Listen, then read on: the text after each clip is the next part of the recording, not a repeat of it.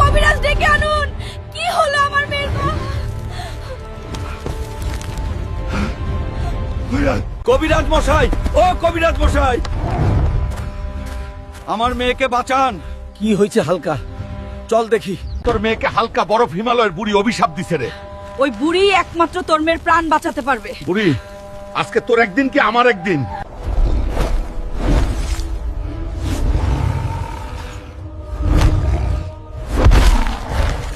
বুড়ি ধরে আইকে আমি জ্বালিয়ে মেরব।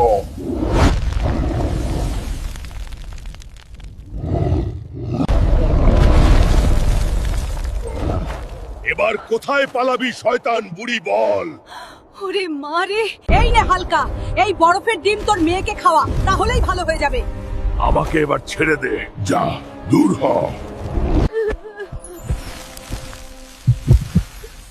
কাঁদো না বাবা, আমি ভালো হয়ে গেছি না।